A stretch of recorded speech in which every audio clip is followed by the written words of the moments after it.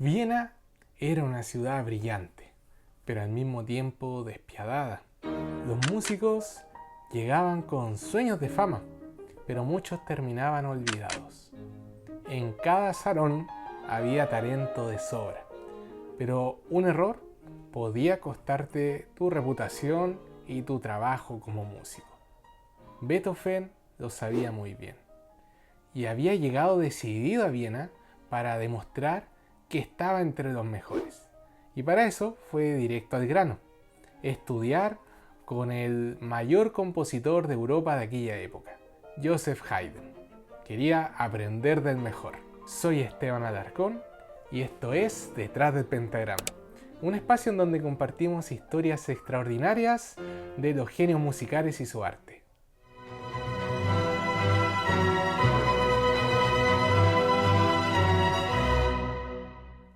En 1793, Joseph Haydn era el referente mundial en lo que respectaba a música. Era conocido como el padre de la sinfonía y el inventor del cuarteto de cuerdas. Venía de triunfar en Londres. Era una leyenda viva. Si querías aprender composición, no había mejor maestro que él. Estudiar con Haydn era como estudiar ciencias tomando clases particulares con Albert Einstein. Y Beethoven tenía mucha admiración, pero también había un problema. Beethoven no quería sonar igual que él, quería superarlo. En las clases, el maestro vez tras vez le repetía una lección. No abandones una idea hasta que haya hecho su punto. Pero Ludwig era un torbellino. Mientras escribía una idea, se le ocurría otra y la plasmaba en la partitura. Y Haydn intentaba domar esa energía, intentando enseñarle que la simplicidad también podía ser muy poderosa. Y aunque a veces se irritaba con su maestro, Beethoven entendió algo clave. Necesitas primero entender las reglas para poder romperlas. Cuando en enero de 1794 Haydn parte a su segunda gira de Londres, deja a Beethoven estudiando contrapunto, una técnica de composición musical, encargándole a un profesor llamado Johann Georg Albrechtsberger, un viejo ultra meticuloso que enseñaba en la Catedral de San Esteban de Viena.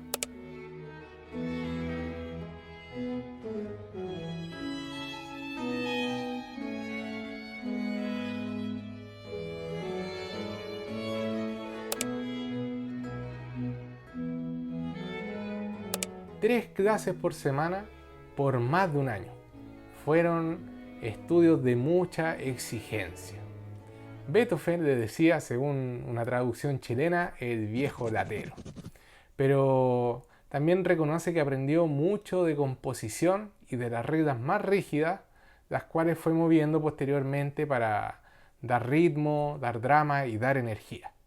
Lo que para otros era pura teoría, Beethoven lo tomó y lo transformó en dinamita musical, lo cual usó posteriormente en sus composiciones. Pero Viena no solamente se vivía de teoría, había que ir a terreno, a mostrar el talento. Si ustedes piensan que los duelos freestyle son algo nuevo, están muy equivocados.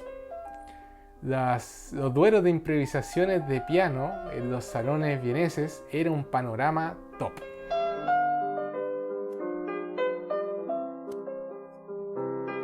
Dos músicos se enfrentaban improvisando frente a un piano, se turnaban, iba uno, después le tocaba al otro.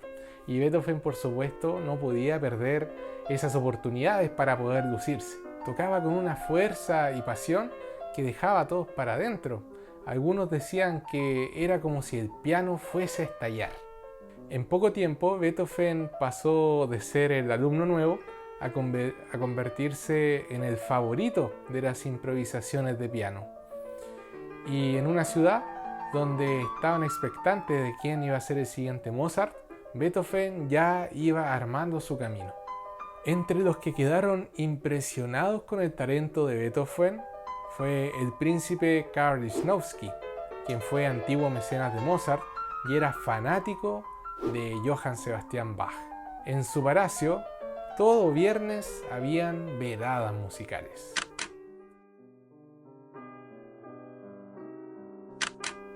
Y en una de ellas, Ludwig interpretó uno de los libros más famosos de Bach, llamado El clave bien temperado.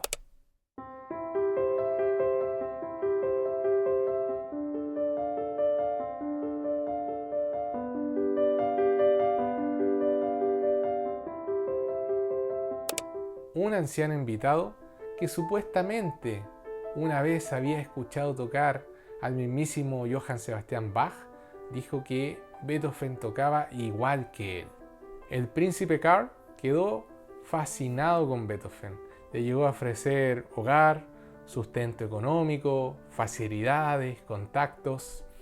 Y Beethoven, como forma de agradecimiento, le dedicó su obra Opus 1, que fue una obra de gran envergadura.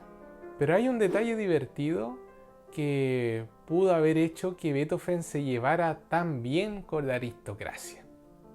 En alemán, el prefijo von indicaba nobleza, pero Beethoven tenía el van, que viene del neerlandés y no tiene absolutamente nada que ver con la nobleza.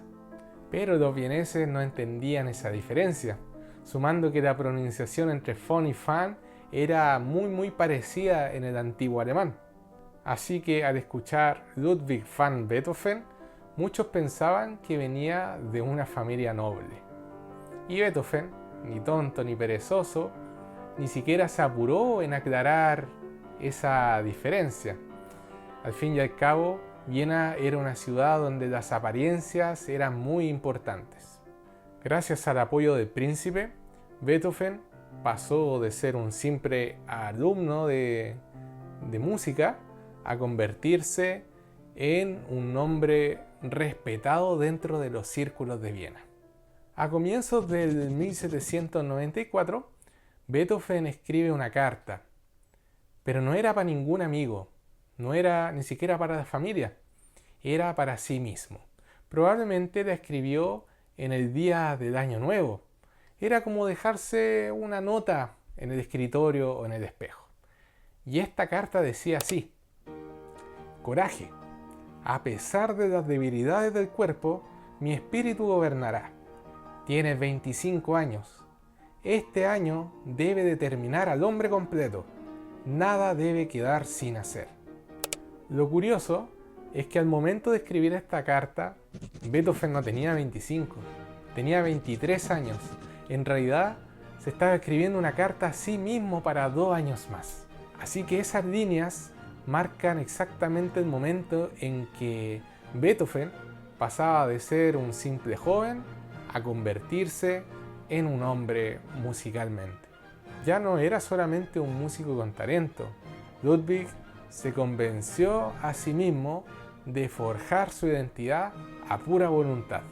Para comienzos de 1794, Beethoven, quien llevaba un poquito más de un año en Viena, ya se había convertido en el pianista más admirado de la ciudad y en uno de los protegidos de los poderosos Lichnowskis. Pero faltaba un detalle. Él quería consolidarse como compositor. Soy Esteban Alarcón y esto fue Detrás del Pentagrama. Si te gustó, dale like y suscríbete. Y quédate atento porque la historia de Beethoven recién está agarrando vuelo.